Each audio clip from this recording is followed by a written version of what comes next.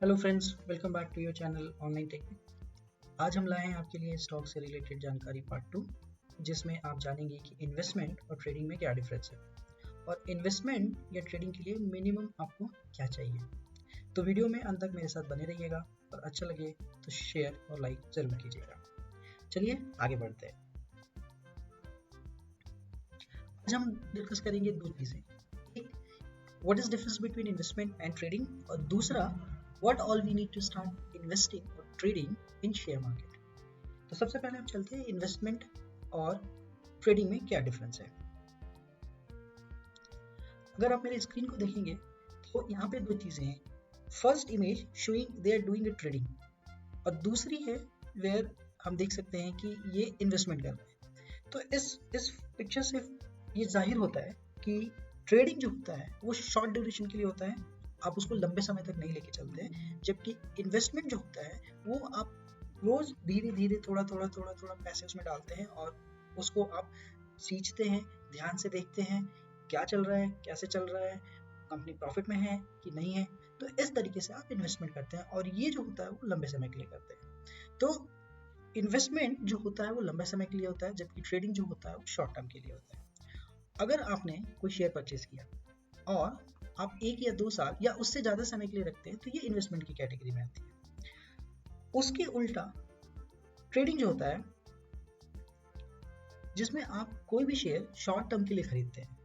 जैसे अगर कोई शेयर आपने आज परचेज किया और शाम तक या 1-2 हफ्ते में बेच दिया तो ये ट्रेडिंग की कैटेगरी में आता है। ट्रेडिंग जो होता है वो थोड़ा रिस्की होता है क्योंकि इसमें कई बार होता है कि अगर आपने इंट्राडे लिया है, जिसका मतलब ये होता है कि अगर आपने आज परचेज किया है तो आपको आज ही सेल करना पड़ेगा, चाहे आपने जिस भाव पे शेयर को खरीदा हो, जिस रेट पे शेयर को खरीदा हो।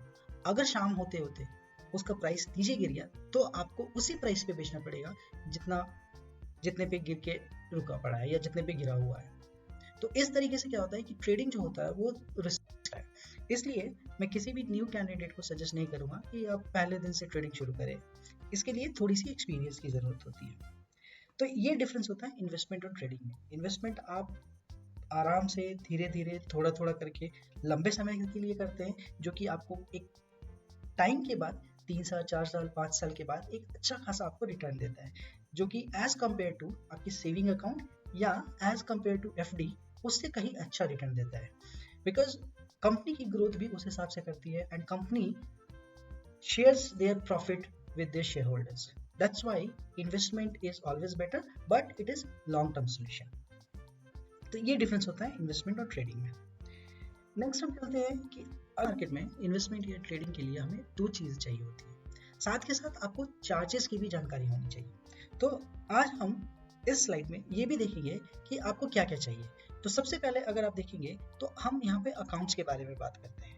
अकाउंट्स मतलब आपको कोई भी शेयर मार्केट में सेल परचेस करने के लिए आपको अकाउंट्स की जरूरत पड़ेगी और यहाँ पे आपको 3 तरीके की अकाउंट की जरूरत पड़ती है। सबसे पहले सेविंग अकाउंट, दूसरा हमारा होता है डीमैट अकाउंट और तीसरा होता है हमारा ट्रेडिंग अकाउंट। सेविंग अकाउंट वो होता है जहाँ आप अपने पैसे रखते हैं जो कि या तो सैलरी से अर्न किया हो या किसी और माध्यम से। इस अकाउंट से आप सारे रोजमर्रा की जरूरतों को पूरा करते हैं, जैसे रेंट पे करना, ग्रॉसरी परचेज करना, स्कूल फी देना, बिल्स पेमेंट करने, एक्सेट्रा एक्सेट्रा एक्सेट्रा।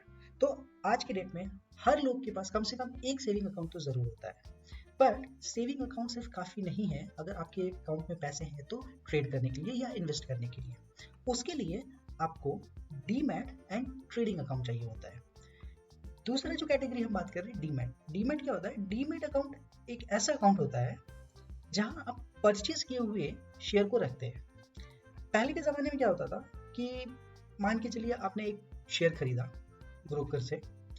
ब्रोकर क्या करता था? ब्रोकर आपके सेंसेक्स में जाता था, वहां जाके एक फिजिकल बॉन्ड पेपर मिलती थी, वो लाके आपको देता था और आप उसे अपने लॉकर या किसी सेफ जगह में रखते थे।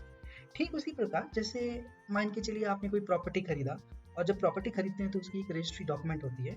उस रजिस्ट्री डॉक्यूमेंट को आप अपने लॉकर में या किसी फाइल में घर में कहीं अच्छे से रख देते हैं ताकि कल की डेट में अगर ज़रूरत पड़ी उस प्रॉपर्टी को बेचने की या किसी चीज़ के लिए लोन लेने की, तो उस केस में हम उस प्रॉपर्टी के डॉक्यूमेंट को यूज़ करते थे। ठीक उसी तरीके से पहले के टाइम पे शेयर क्या होता था, एक फिजिकल बॉन्ड पेपर आता था और उसे हम यूज़ करते थे। आज ऐसा नहीं होता है। आज ये शेयर इलेक्ट्रॉनिकली अवेलेबल होता है जो डायरेक्ट आपके डीमेट अकाउंट में चला जाता है। मतलब जब आप परचेस करते हैं और जब आप शेयर बेचते हैं, तो ये परचेस किया हुआ शेयर जो आपके डीमेट अकाउंट में है, वहां से फिर नेक्स्ट बायर के पास चला जाता है। तो बेसिकली डीमेट अकाउंट वो अकाउंट होता है जहां आप अपने शेयर्स को होल्ड करते हैं, जहां आप अपने शेयर्स को रखते हैं। अगर आप इस एग्जांपल में देखें, मान लीजिए स्टॉक ब्रोकर है या आप हैं, आप क्या करेंगे, सबसे पहले आपके पास एक बैंक में सेविंग अकाउंट होगा, फिर आप या तो उसी बैंक से आप demat and trading account open कराएंगे। तो दो अलग अलग अकाउंट खोलेंगे, trading account and demat account. Trading account क्या होता है, जैसा कि अभी मैंने बताया डीमेट अकाउंट जिसमें हम शेयर्स रखते हैं। ट्रेडिंग अकाउंट शेयर आप डायरेक्ट अपने सेविंग अकाउंट से नहीं परचेस कर सकते हैं। पहले आपको सेविंग अकाउंट से पैसे ट्रेडिंग अकाउंट में ट्रांसफर करना होगा और फिर जब कोई शेयर खरीदेंगे तो ट्रेडिंग अकाउंट से पैसे डिडक्ट होता है। सेम वे जब आप कोई शेयर बेचेंगे तो पैसा आपके वापस ट्रेडिंग अकाउंट में आएगा और फिर आप वहां से सेविंग अकाउंट में ट्रांसफर करेंगे। हाँ, एक चीज ध्यान देने की है कि अगर आपके ट्रेडिंग अकाउंट में पैसे हैं और आप उसे अपने सेविंग अकाउंट में ट्रांसफर करना चाहते हैं, तो ये दिन के अंत में ट्रांजैक्शन कंप्लीट होता है। तो मान लीजिए अगर मुझे 100 रुपए का शेयर खरीदना है, तो सबसे पहले मैं क्या करूंगा, अपने बैंक के सेविंग अकाउंट से 100 रुपए मैं अपने ट्रेडिंग अकाउंट में ट्रांसफर करूंगा। फिर मैं क्या करूंगा, फिर मैं ब्रोकर के ऐप पे जाऊंगा और वहां से 100 रुपए का शेयर परचेज करूंगा। जब मैं शेयर परचेज करूंगा तो वो क्या होगा कि आपके ट्रेडिंग अकाउंट से 100 रुपए माइनस हो जाएंगे और वो शेयर्स आपके डीमेट अकाउंट में ट्रांसफर हो जाएंगे। सो पैसे के बदले आपको शेयर्स मिलेंगे। दूसरा एग्जांपल सेम चीज़ है, मान लीजिए आप ट्रेडर्स हैं या इन्वेस्टर हैं, आपने डिसाइड किया कि एक आपको शेयर बाई करना है, तो सबसे पहले आप क्या करेंगे, अपने सेविंग अकाउंट से पैसे ट्रेडिंग अकाउंट में डालेंगे। उसके बाद आप स्टॉक एक्सचेंज पे जाएंगे, ऐप पे जाएंगे, वहां से आप शेयर खरीदेंगे और जब शेयर खरीदेंगे तो आपके इस ट्रेडिंग अकाउंट में जो भी पैसे पड़े होंगे, जितने की आपने शेयर परचेज करी है, वो डिडक्ट हो जाएगा और उसके अगेंस्ट में आपको शेयर्स मिल जाएंगे और जब ये शेयर्स मिलेंगे तो ये आपके डीमेट अकाउंट में जाके स्टोर हो जाएंगे। सेम वे में जब आप शेयर बेचेंगे, क्योंकि आपके ये शेयर डीमेट अकाउंट में है, जब आप शेयर बेचेंगे तो आपके डीमेट अकाउंट से शेयर निकल के नेक्स्ट बायर को चला जाएगा और जो पैसे उससे मिलेंगे या तो प्रॉफिट या लॉस, वो आपके ट्रेडिंग अकाउंट में चला जाएगा। तो कहने का मतलब है कि आप अपने सेविंग अकाउंट से पैसे ट्रेडिंग अकाउंट में ऐड करते हैं और सारा ट्रांजैक्शन आप यहीं पे करते हैं। At the end of the day और end of the month, end of the year, जब आपको अपने ट्रेडिंग अकाउंट से पैसे वापस बैंक अकाउंट में चाहिए होते हैं, तो आप यहाँ से अपने सेविंग अकाउंट में ट्रांसफर करके फिर आप अपने जनरल रोजमर्रा के खर्चों के लिए यूज कर सकते हैं। तो इस तरीके से हमारे पास 3 अकाउंट होना बहुत ही जरूरी है शेयर मार्केट में इन्वेस्टमेंट या ट्रेडिंग के लिए: saving account, demat account and trading account.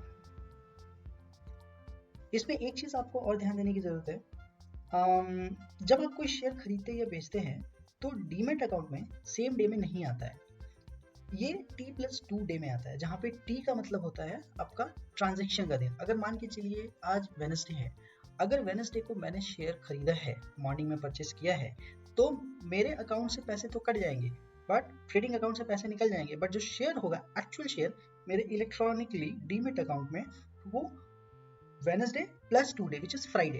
At the end of the Friday, that will be credited to my demat account. तो ये एक लॉजिक होता है जिसके बेस पे हम शेयर खरीदते हैं और शेयर हमारे डीमैट अकाउंट में जाता है।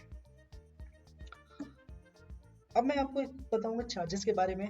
क्या चार्जेस होते हैं जब आप कोई भी शेयर खरीदते हैं। सबसे पहले देखिए, 2 चीज़ें होती है इसमें। आप कभी भी कोई भी अकाउंट खोलेंगे तो ऑब्वियसली बैंक या ब्रोकर आपसे उस अकाउंट के मेंटेनेंस के लिए चार्जेस लेते हैं, या ओपनिंग चार्जेस लेते हैं, या ब्रोकरेज चार्जेस लेते हैं। तो शेयर मार्केट में जो हमारे पास डीमैट या ट्रेडिंग अकाउंट खुलते हैं, उसमें भी हमारे पास 3 तरीके के चार्जेस आते हैं। एक होता है मेरा one time account opening charges, दूसरा होता है एनुअल मेंटेनेंस और तीसरा होता है ब्रोकरेज चार्जेस। हालांकि आज के डेट में बहुत सारी ऐसी कंपनी है जो वन टाइम ओपनिंग चार्जेस भी नहीं लेती है, एनुअल मेंटेनेंस भी नहीं लेती है, लेती क्या है, सिर्फ ब्रोकरेज चार्जेस लेती है। एंड ब्रोकरेज चार्जेस क्या होता है, ब्रोकरेज चार्जेस वो चार्जेस होते हैं जो आप जब सेल या परचेज करते हैं तो उस केस में आपसे जो ब्रोकर होते हैं, जो कंपनी बैंक होते हैं या कंपनियां जो होती हैं वो आपसे कुछ चार्जेस लेते हैं एज पर ट्रांजेक्शन अमाउंट। जैसे एक एग्जांपल यहाँ पे अगर आप देखेंगे, जब हम कोई शेयर लेते हैं तो दो तरीके से लेते हैं। जैसा मैंने आपको बताया, एक ट्रेडिंग अकाउंट होता है जहां से हम पैसे ट्रांजैक्ट करते हैं और उसके अगेंस्ट में हमें शेयर मिलता है। तो जब शेयर मिलता है तो शेयर को या तो हम इन्वेस्टमेंट पर्पज से लॉन्ग होल्ड के लिए रखते हैं या फिर ट्रेडिंग पर्पज से शॉर्ट होल्ड के लिए रखते हैं। तो जो इंट्राडे होता है, इंट्राडे मीन्स अगर आज आपने शेयर खरीदा तो आज ही आपको उसको सेल भी करना होगा। और डिलीवरी में क्या होता है कि आपने शेयर आज लिया, वो आपको 2 दिन के बाद आपके डीमेट अकाउंट में डिलीवर होगा और फिर जब आप उसको बेचेंगे तब वो आपके डीमेट अकाउंट से एग्जिट होगा। तो उस केस में डिफरेंट चार्जेस होते हैं और इंट्राडे में डिफरेंट चार्जेस होते हैं। अगर आप मेरी स्क्रीन पे देखिएगा तो मैंने क्या किया है, एक शेयर है क्वांटिटी 1 है जिसका प्राइस है 100 रुपीज। अगर मैं इंट्राडे के लिए कोई शेयर खरीद रहा हूँ, एक शेयर 100 रुपीज का, तो मुझे ब्रोकरेज चार्ज 0.03 देना पड़ेगा। ये जो एग्जांपल है that I taken from Zerodha, I have taken this example. We have other app also like Upstock, angel brokerage, ICICI securities, सबके अपने डिफरेंट चार्जेस होते हैं। तो ये एक Zerodha का कैलकुलेटर है जहाँ पे आप एक रफ कैलकुलेट करके देख सकते हैं कि अगर आप शेयर खरीद रहे हैं, कितने पैसे के खरीद रहे हैं, उस पर आपको कितने ब्रोकरेज लगेंगे, कितने STT लगेंगे, कितने एक्सचेंज चार्ज लगेंगे, सेबी के क्या चार्ज लगेंगे, GST क्या लगेगा, इस तरीके से सारा कैलकुलेशन होता है। तो अगर मैं 100 रुपये की कोई भी स्टॉक खरीदता हूँ, ये 10 रुपये की 10 स्टॉक खरीद लिया या 100 रुपये का एक स्टॉक खरीद लिया, तो उस केस में मेरे पास ब्रोकरेज चार्ज ये लगेंगे, GST इतना लगेगा, ये वैरी करेगा आपके state to state, and then total charges is 0.03 brokerage plus GST is this. And इस तरीके से हमारा एक शेयर की खरीदारी में मुझे 100 रुपये 4 पैसे देने पड़ेंगे। सेम वे में अगर जब आप इसको सेल करेंगे तो उस समय उसके अलग रेट होंगे। Now coming to the delivery equity, जैसे कि मैंने बोला इंट्राडे जो होता है वो शॉर्ट टर्म के लिए होता है, बेसिकली इसे हम बोलते हैं ट्रेडिंग। अब हम डिलीवरी की बात कर रहे हैं जहाँ पे हम शेयर को लेके और लंबे समय के लिए होल्ड करेंगे, मतलब अपने डीमेट अकाउंट में उसकी डिलीवरी लेंगे। डिलीवरी लेने का मतलब ये होता है कि मैंने ले लिया, अब जब मर्जी तब मुझे बेचना है, या तो 1 दिन बाद बेचूं, 2 दिन बाद बेचूं या 1 साल बाद बेचूं। तो डिलीवरी में क्या होता है, यहाँ पे स्ट्रेट फॉरवर्ड आपको Zerodha कोई भी ब्रोकरेज चार्ज नहीं लेती है, जिसके ऊपर कोई भी GST नहीं लगता। तो इस तरीके से 100 रुपये का अगर मैं शेयर खरीदता हूँ तो मुझे मेरे ट्रेडिंग अकाउंट से सिर्फ 100 रुपये ही कटेंगे, और जितने दिन मैं होल्ड करूंगा और उसके बाद जब मैं सेल करूंगा at that time they will have a different calculation. यहाँ पे मैंने लिंक दिया हुआ है Zerodha का कैलकुलेटर का, आप इस पे जब क्लिक करेंगे तो ये डायरेक्टली आपको Zerodha के साइट पे लेके जाएगा और वहाँ पर आप अपना कैलकुलेट करके देख सकते हैं कि इंट्राडे में अगर आप ट्रेडिंग कर रहे हैं तो कितना आपको ब्रोकरेज और बाकी चार्जेस देने पड़ेंगे, अगर डिलीवरी इन्वेस्टमेंट कर रहे हैं तो उसके लिए आपको कितने चार्जेस देने पड़ेंगे। ये है हमारा चार्जेस। होप आपको पता लग गया होगा कि किस तरीके से कैलकुलेट होता है। जितना ज़्यादा वॉल्यूम में आप ट्रांजैक्शन करेंगे ऑब्वियसली ब्रोकरेज चार्ज उतना ज़्यादा लगेगा। इसलिए ये चीज़ ध्यान देने की है कि जब भी आप किसी भी ब्रोकर या बैंक से ट्रेडिंग अकाउंट खोलते हैं तो ये ध्यान रखिए कि वहाँ पे ब्रोकरेज चार्ज आपको मिनिमम लगे। अगर आप रेगुलर ट्रेडर हैं और मास में कर रहे हैं, अगर आप कुछ इन्वेस्टमेंट कर रहे हैं, लंबे समय के लिए कर रहे हैं, 6 महीने पे एक बार कर रहे हैं, तो उसके लिए ज़्यादा फर्क नहीं पड़ेगा। वो बात करते हैं यहाँ पे एप्लीकेशन, किस तरीके से हम एप्लीकेशन यूज़ करते हैं और कौन कौन से ऐसे एप्लीकेशन हैं जो मार्केट में और क्या क्या फैसिलिटीज़ देते हैं उसके बारे में मैं यहाँ पे 2 एग्जाम्पल आपके लिए लेके आ रहा हूँ, जैसे कि एक Zerodha और एक Upstock। Zerodha का अगर आप देखेंगे आज की डेट में स्टॉक में ट्रेड करना या इन्वेस्टमेंट करना इतना इजी हो गया है कि जिसे भी अगर थोड़ा सा ऐप चलाना आता है वो यूज़ करके इसमें इन्वेस्टमेंट कर सकता है या ट्रेडिंग कर सकता है। तो ये एक Zerodha का इंटरफेस है। अगर आप देखेंगे पोर्टफोलियो एक वैसा जगह होता है जहाँ पे दिखाता है कि आपने क्या क्या शेयर्स खरीदे हुए हैं, कितना आपने इन्वेस्ट किया है और आज क्या उसका करंट वैल्यू है। और ऑर्डर वो होता है जब आप कोई भी शेयर परचेज करते हैं या सेल करते हैं, वो आपको ऑर्डर हिस्ट्री में दिखता है। And then there is a market watch. आप मार्केट वॉच में लिस्ट ऑफ कंपनीज के शेयर्स को लिस्ट कर सकते हैं और मॉनिटर कर सकते हैं कि किस हिसाब से उनके शेयर्स के रेट्स बढ़ रहे हैं या घट रहे हैं। और फोर्थ स्क्रीन आपको अकाउंट का दिखेगा जिसमें आप अपने क्या फंड है आपके ट्रेडिंग अकाउंट में, आप वहाँ जाके अपने सेविंग अकाउंट से ऐड कर सकते हैं, अपने फंड से सेविंग अकाउंट में वापस ट्रांसफर कर सकते हैं। इस तरीके से आपके पास प्रोफाइल डिटेल की ऑप्शंस आएगी, सेटिंग्स आएंगे, कुछ सपोर्ट की अगर ज़रूरत है तो सपोर्ट की आएंगे, and then there are few more options which is not visible here, जहाँ पे आपको अपने टोटल P&L या रिपोर्ट निकालने की सुविधा मिलती है इसमें। तो ये है हमारा ज़ेरोधा का interface. It's very easy, once you start using it you will be very feel convenient on this. Same way हमारे पास एक दूसरा एप्लीकेशन है अपस्टॉक का, इसमें भी इसी तरीके से होता है, बस लुक एंड फील और थोड़ा सा ऑप्शंस डिफरेंट होते हैं। अदरवाइज ये वैसे ही काम करता है जैसे हमारा ज़ेरोधा या बाकी कोई भी ऐप करता है, बट इसमें क्या है, as these are two different vendor, these are the two different brokers, हो सकता है इनके जो चार्जेस होंगे वो अलग अलग होंगे। तो जब भी आप किसी चीज़ को यूज़ करें प्लीज़ ध्यान में रखिए कि opening account charges, annual maintenance charges और ब्रोकरेज चार्जेस किसके क्या है, और जैसा आपको सुविधा लगे उस हिसाब से आप यूज़ कर सकते हैं। तो आई थिंक आज के लिए बस इतना ही। नेक्स्ट वीडियो में मैं आपके लिए लेके आऊँगा कि किस तरीके से ज़ेरोधा में या अपस्टॉक में हम ट्रेडिंग अकाउंट खोलेंगे। जब मैं ट्रेडिंग अकाउंट की बात करता हूँ तो मैं डीमेट अकाउंट की बात करता हूँ तो उस केस में ट्रेडिंग एंड डीमेट बोथ आ जाता है, मतलब आपको 2 अकाउंट मिलेंगे।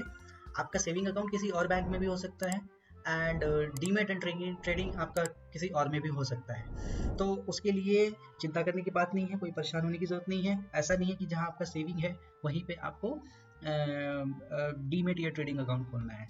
आपका सेविंग अकाउंट ICICI में भी हो सकता है, डीमेट और सेविंग HDFC में खोल लीजिए, या फिर एंजल ब्रोकर में, या फिर अपस्टॉक में, या ज़ेरोधा में, कहीं भी।